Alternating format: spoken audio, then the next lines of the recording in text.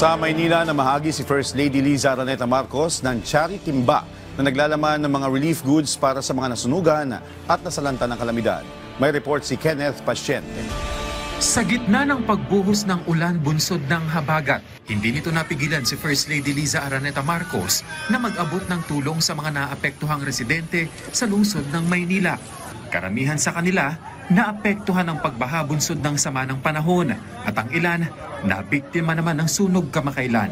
Sa kanyang pagbisita, tulong ang hatid ng unang ginang. Bitbit ang mensahe ng pag-asa mula kay Pangulong Ferdinand R. Marcos Jr. Nagbigay ang unang ginang sa tulong ng PCSO ng nasa 350 charity timba sa mga residenteng nasalanta. Kada piraso nito, naglalaman ng ready-to-eat meals, canned goods, 3 kilo ng bigas at iba pang pangunahing pangangailangan.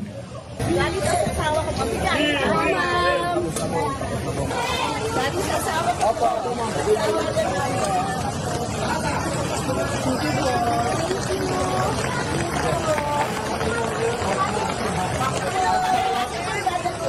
Malaking tulong daw ito para sa mga residente. Malaking bagay na po para sa amin kasi sabay-sabay na ang sunog, baka tapos nagkakarwas na yung trabaho namin. Malaking tulong na po.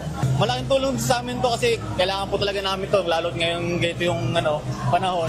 Yung iba po hindi makapagtrabaho dahil nga sa ng panahon. Kaya maraming salamat po sa pagbibigay po ng tulong sa ating First Lady po. Salamat. Isa po kami sa biktima na nasunugan. Na-wash out po kami, halos wala pong natira sa amin kahit mga ID. Pero papasalamat po kami, safe naman po yung mga family namin. Nagpapasalamat po ako kahit hirap po kami sa buhay. Meron po mga taong tumutulong po sa amin. Tiniyak naman ng PCSO na magpapatuloy ang kanilang pamamahagi lalo na sa panahon ng sakuna. Tuloy-tuloy po ito, ma'am. Hanggat meron po kaming ipapamigay, ibigay po namin to sa mga, lalong-lalo na po, sa mga nasalanta po nung bagyo, tsaka yung mga nasunugan po. Sa panahon ng pangangailangan, may inaasahang sandigan. Sa tulong na may malasakit, dama ang pagkalinga ng pamahalaan.